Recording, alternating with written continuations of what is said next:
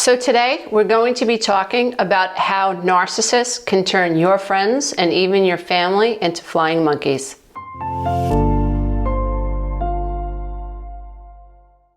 If you love this content, please don't forget to click the subscribe button and the notification bell. This way, every time I upload a new video, you, dear one, will be the first to know. So I think it's important that we begin this session with a brief description of what a narcissist is, and maybe even dive into a little bit of narcissism. And so everybody has a little dose of narcissism. In fact, narcissism is essential to develop the I am. Who am I? Where do I begin? Where do you begin? Who am I in terms of what do I think? What do I feel? What are my needs and what are my goals? Narcissism exists on a spectrum, and when it becomes difficult, we begin to see personality traits like entitlement, like a lack of empathy, self-absorption, grandiosity. We are talking to people and we feel like we want to pull our hair out because things that they're saying are illogical, they don't make sense, and they're not based in reality. If you are a friend of someone who has high narcissistic traits, you might be someone who rolls their eyes a lot. You might hear yourself saying things like, well, you know, he or she exaggerates a lot. Yeah, they like to be right all the time. They like to one-up people. And you may be highly aggravated by this person or mildly agitated by this person. But you're going to notice that this person has traits that are making it uncomfortable for you to be around them. Now, someone who is more malignant on the narcissistic scale may have narcissistic personality disorder. This is someone who is vindictive. This is someone who has delusions of grandeur. This is someone who, like I said earlier, lacks empathy, has a sense of entitlement, and is very exploitative. So this is a person that thinks they are right all the time. So if that means that you don't match in their head the person that they think you should be, they have a right to punish you. They will one-up you. They feel better than you. They need you to either fear them and or adore them. Yeah, sure, in the beginning, they love bomb people, but it has nothing to do with the victim. It really has everything to do with the narcissist, because it's like driving around in a red Ferrari. It makes the person driving the car look good. Now, I'm not saying that everybody who drives a red Ferrari is a narcissist. What I'm trying to say is that if a narcissist bombs you, that's because they're trying to convince themselves that you're awesome, so they feel good about being with you. When you are in a romantic relationship with a narcissist over time, maybe you forget to bring the milk home, or maybe you challenge them, or maybe you say, I don't like when you talk to me like that, or maybe they are exploiting you in some way and you call them out on it. Narcissists will see that as a challenge, and over time you will be devalued because you are now showing them that you see something in them they have yet to be able to integrate or process within themselves. A narcissist can't tell themselves the truth, that they are exploitative, that they make mistakes, that they judge people, that they're wrong. They can't admit it to themselves. So of course, they're not going to be able to admit it to anyone else. And so this is why dealing with narcissism in terms of therapy is very difficult, because there is a lack of self-awareness, there's a lack of self-knowledge, there's a lack of personal insight, and a whole lot of defensiveness. When a narcissist is talking to you, they really expect you to agree with them. And if you don't agree with them, they can get very snarky, very defensive, they can even become abusive. So when we're understanding narcissism, we're understanding that it exists on a spectrum. I think it's also important to say that just because I have a bad day, just because you have a bad day, just because you get snarky once in a while, doesn't mean that you're a narcissist. It means you had a bad moment. What we're looking for is a pervasive pattern. This is someone who doesn't just have this fly-by-night situation where they're ornery and they're making a big deal out of nothing, and they can even be exploitative in the moment. What we're looking for is in a friend or in a partner or even in our parents or even in ourselves, we're looking for a pervasive pattern of this type of behavior. So this isn't someone who has a bad day. This is someone who has a string of bad days. In other words, it's their temperament and it's become their personality, and you can't ignore it now. How does a narcissist then turn your friends and your families, even your coworkers, people that you love, your social circle, into flying monkeys. It happens over time. And if it's ever happened to you, you are probably someone who's quite shocked. You've ended a relationship with a narcissist. It could be a friend. You've ended a relationship with a narcissist. It could be a romantic relationship. You may have even decided to go no contact with a narcissistic family. And to you, it's over. You're trying to heal. Maybe you've moved out of the house. Maybe you've moved to another town. You've gone to a different yoga studio. You're going to a different bank. You're shopping in a different place. You want nothing to do with this narcissistic experience anymore. And lo and behold, you start to notice on Facebook that the narcissist that you were with is now friending your friends, or is now a friend of your friends. You go to a different yoga studio and suddenly the narcissist shows up at your yoga studio and is now talking to all your new friends. And you're put on the spot. The narcissist now is inviting your friends and your family over for the holidays. The narcissist that you have left is suddenly reaching out to your friends and saying things like, have you heard from Lisa? Have you heard from Mary? Have you heard from Don? Have you heard from Jack? I'm really worried about them. The last time we spoke, they were a little bit unhinged. So the stage is being set for triangulation. So in that context, what's happening is the narcissist is regaining their power. So you left them, you're no longer with them, and they need to feel like they're one up on you. So how do they do that? They begin triangulating you. They begin speaking to your friends and your family poorly about you, but it's done in a very covert way. I went through this when my ex called my mom after we had a heated argument, after he told me that he was going to stop paying the mortgage and took complete control over our finances. I found out a year later that on the same day, he called my mother and told her that I had threatened to hurt myself, which was a bold-faced lie. But think about the tactic. An argument was created, it was really heated, I was gaslit, I was put on notice that I was going to be in financial ruin, or that was the suggestion, you're never going to be able to make it without me. And of course I got upset. That's terrible to do to someone. And I did cry and I was upset and it was a little bit out of control. It really was. But think about the mindset of someone leaving that house then, knowing that there's a potential that I could call my mom and complain, which I never did. And think about the person then who makes the phone call to my mother who says, hey, how are you? Very calm, very cool, and very collected. Yeah, I just want you to know I just left the house and, I'm worried about Lisa. She threatened to hurt herself. And it never happened. Think about the manipulation that is going on that level. So what happens in that scenario? My mom doesn't know what's going on. I never called her. In that situation, my mom then thinks that this person has my best interest at heart. So it's not difficult to understand how someone who doesn't have the whole story is being groomed to be a flying monkey and they don't even know it. Another thing that narcissists will do is they will begin hoovering around wherever you hang out. So if there's a club that you like to go to, they're there. They start talking to the people that you know. Let's say you have a dog and you go to a particular pet groomer. The narcissist will get a dog and suddenly be at the pet groomer and you won't even know it. And in casual conversations, will bring your name up to the vet tech or the groomer and begin a conversation about you. They may even build you up in the beginning. But as time goes on, remember, you don't know this is happening, but as time goes on, the narcissist will begin to say things that are negative about you. He or she might say things that you have anxiety, that you never really got along with your parents. So it could be a bold-faced lie, but the goal is to triangulate you in this situation with the pet groomer or the vet tech. So why would a narcissist do it?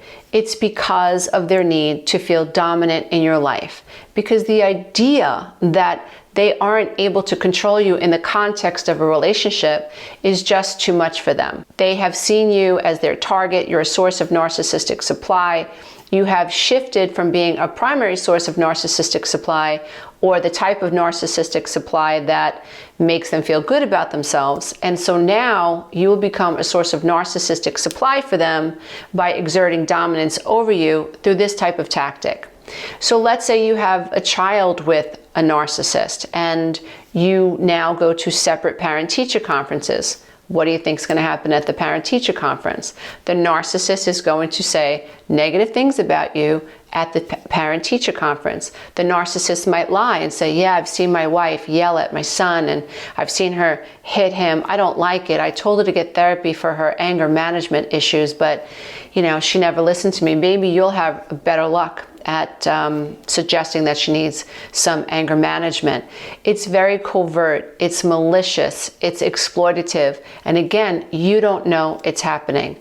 Someone who is in this position, someone who is a narcissist, someone who puts other people in this position, is emotionally manipulating the entire play. So if you imagine a narcissist as an actor on a stage, their agenda is to pull as many people into this delusional reality as they possibly can. So everybody is fair game. Your child can be turned into a flying monkey. So how was mommy yesterday? Maybe mommy had a bad day at work, or maybe the narcissist knows that your boss gives you a rough time. Or maybe the narcissist knows at the end of the month, you're an accountant, at the end of the month, it's crunch time for you, so you don't have as much patience as you normally do for the rest of the month.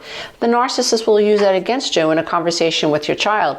Is mommy on edge? It's not your fault if mommy's on edge. You can tell mommy, you're on edge if you think mommy's on edge. If you think that mommy's sleeping too much, or if you think mom is being a little bit too abrasive, you have a right to tell her, Junior. You have a right to speak up for yourself, because mom used to treat me that way. And so I don't ever want her to talk to you that way. So, buddy, make sure that you speak up. So what's happening? This child is being exploited by the narcissist that knows exactly what they're doing. They are deliberately trying to turn your children against you, trying to turn your child into a flying monkey. Again, if you have ever been in this situation, it is one of the most difficult things to wrap your mind around. That you had a child with this person, that you care about the mental integrity of your child. Your partner has a completely different mindset. Your partner is maybe even unaware that they see their child as a pawn. When you're dealing with a narcissist, one of the most difficult things to really get a hold of is that their mind functions differently than yours. The relationship was difficult. It was hard to get past the relationship ambivalence. You finally come to a place in your life where you feel like I have to leave. Like the relationship was never really truthful, authentic, and good to begin with. The experiences that we have are far more negative than they are positive. I do generally walk around on eggshells. I fear this person. I never know what's going to happen next. I'm physically exhausted. My body is failing. I'm done. And so you're done and you want it to be over. And in a healthy situation, you have that right. You have that right to say, I've decided to end this relationship. It can be difficult for those of us who are trying to end relationships, even a healthy relationship, and convince ourselves that we're actually done with the relationship.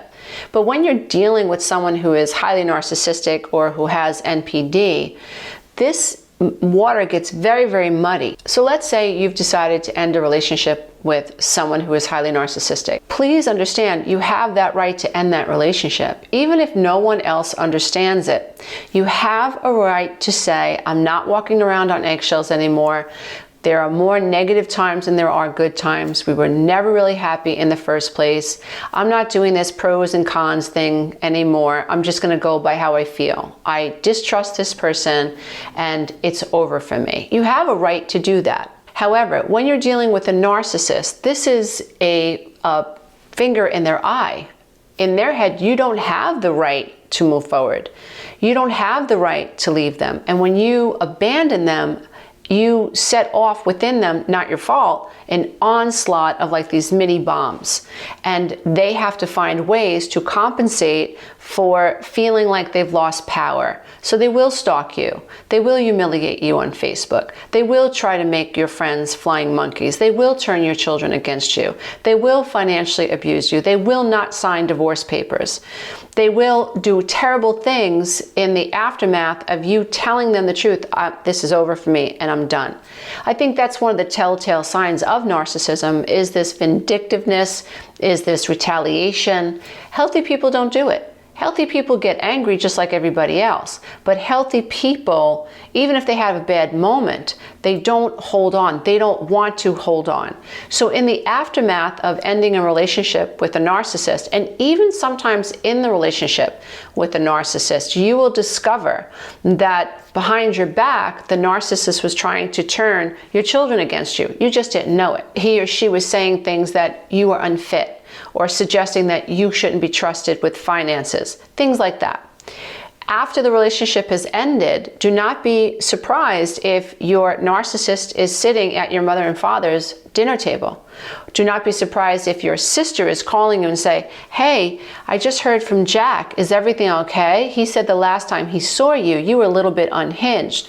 Don't be surprised. Laugh about it. Chuckle about it, because it's so freaking predictable and it's so pathetic. And the less you allow it to bother you, the more you hold on to your power. The reason I like to create sessions like this is to give people the heads up. Been there, done that.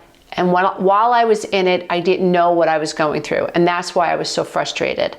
That's why I reacted. That's why I felt so powerless. It took me a while to understand that I was dealing with an emotional bully. And the less I saw him as someone I needed to fear, the more power that I had.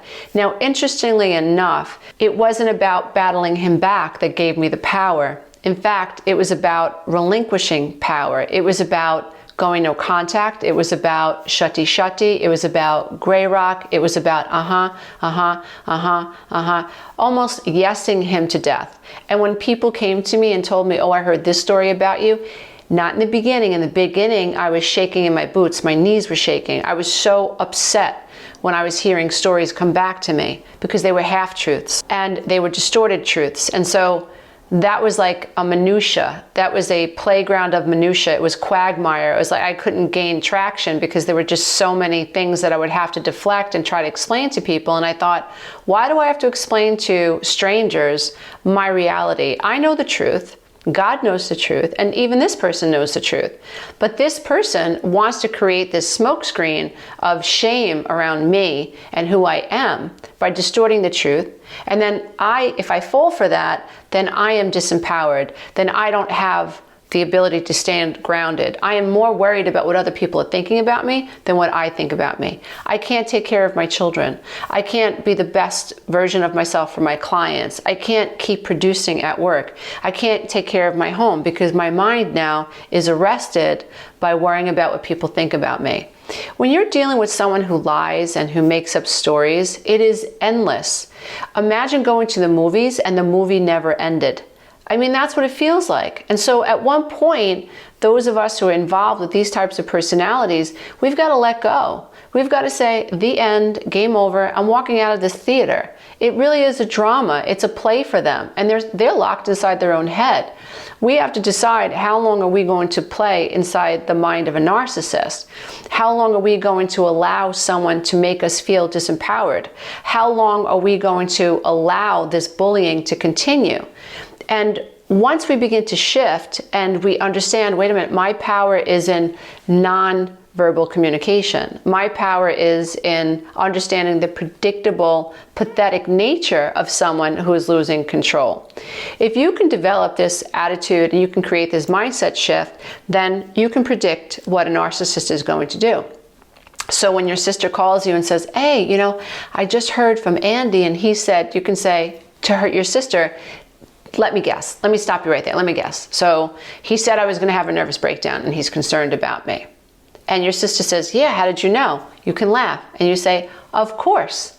I could have predicted this. I can only imagine what he's telling my kid's teacher. I can only imagine what he's telling my yoga teacher. I can only imagine what he's telling the grocer or the checkout girl at Whole Foods that I happen to chit chat with every Sunday afternoon when I go to Whole Foods. So it can almost become funny when you're dealing with someone who is this predictable.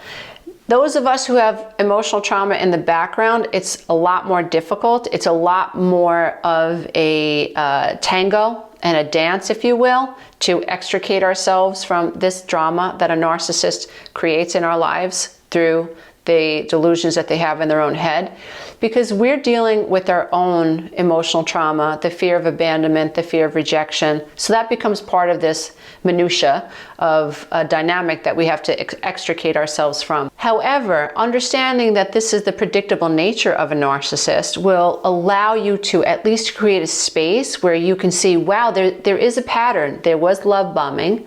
There was a devaluing stage where I was put down. There was a little bit of a discard. There was this abandonment of me, and this person tried to hoover me back in. Wow, these apologies go nowhere. If you're dealing with a narcissist, sure, they say they're sorry. Some say they're sorry, and nothing ever changes. So it's Groundhog's Day, right? And then you stay stuck. And you can feel like, well, they did acknowledge it, so you play the pro-con game, like, well, they did say they're sorry, but nothing ever changed. You have to look at the fact of the matter. You have to look at the pattern. I would say even be cautious about your emotions, because your emotions are being manipulated. So use your logical and rational mind to understand, like, wow, there's a pattern here and things don't get better, and this really is how I feel. I can see the predictable nature of it. He has tried to turn my kids against me. He is turning my family into flying monkeys. If you can see the predictable nature of it, then you can create a space. Now, with that space, now you're not getting pulled in anymore. Now you're going gray rock. Now you're shutty. You're not reacting to them anymore.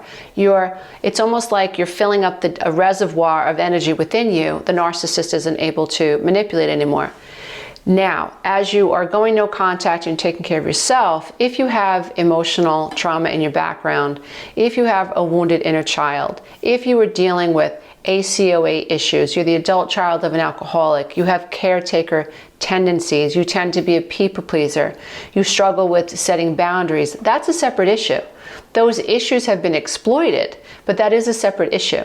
And that has to be dealt with, because if it's not dealt with in this relationship, it's going to resurface in another relationship. If you're ready to learn how to set boundaries like a boss, if you're ready to stop your people pleasing, if you're ready to acknowledge red flags so you never have to deal with another narcissistic relationship again, check out my online 12-week breakthrough coaching program. This is a class that I created through 20 years of research, 20 years of ups and downs in my own life, 20 years of big blunders, 20 years of making tremendous mistakes. I've condensed this 20-year journey into a 12-week class that you can take in the comfort of your own home. It has literally helped transform the lives, the minds, and the bodies of thousands of people who were once unaware that they were unaware and codependent. To learn more about this class, go to www.lisaaromano.com. You can take this class online as an on-demand class at 50% off the original price, or you can participate in one of my live classes, which I launch twice a year with me and my life coaches. And you can also participate in my live group call, which is 90 minutes long every Saturday morning. Ask me anything you like.